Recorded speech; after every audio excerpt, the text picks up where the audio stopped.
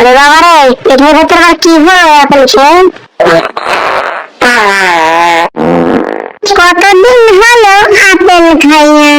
এই গাছে দেখছি কত সুন্দর আপেল হয়েছে, এক্ষুনি আমি একটা আপেল পেড়ে খাবো।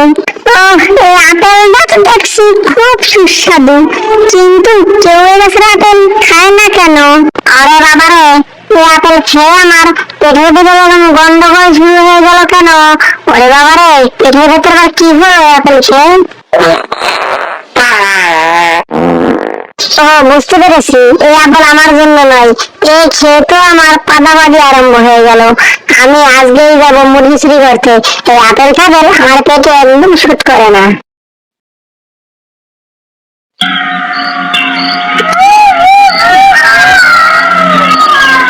ওই তো দেখছি একটা মুরগির খোপ, ওটার ভেতরে নিশ্চয়ই মুরগি আছে।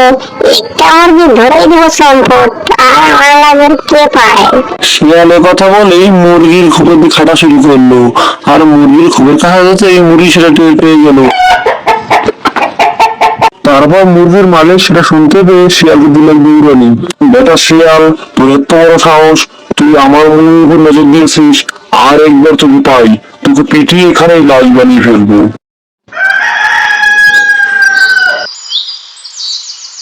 কালকে তো মানুষের বাড়ি মুরগি চুরি করতে গিয়ে ধরাই পড়ে গিয়েছিলাম, আর একটু হলে তো পিটিয়ে আমাকে লাশ বানিয়ে ফেলতো। যাই হোক, আজকে রাত্রে আবার যেতে হবে মুরগি চুরি করতে। আমার তো আবার মুরগি ছাড়া চলে না।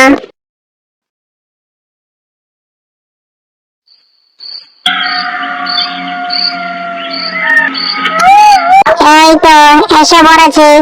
আজকে মুরগিটা নিয়ে তাড়াতাড়ি যেতে হবে, আর খুব সাবধানে কাজটা করতে হবে, যাতে আবার এই বাড়িওয়ালা টের না পেয়ে যায়। যাই যাই। দাঁড়া, আজকে শিয়াল তো গাছ মেরে ফেলবো, তুই জন্য ঘুমাতে পারি না। কি শিয়াল, কি ওটা এখন মুরগি খাবি না? আমার মুরগি খাওয়ার মজাটা এবার বুঝ। তো বন্ধুরা, আমাদের চ্যানেলটি এখন সাবস্ক্রাইব করুন, আর লাইক শেয়ার কমেন্ট করে আমাদের সাথেই থাকুন। ধন্যবাদ।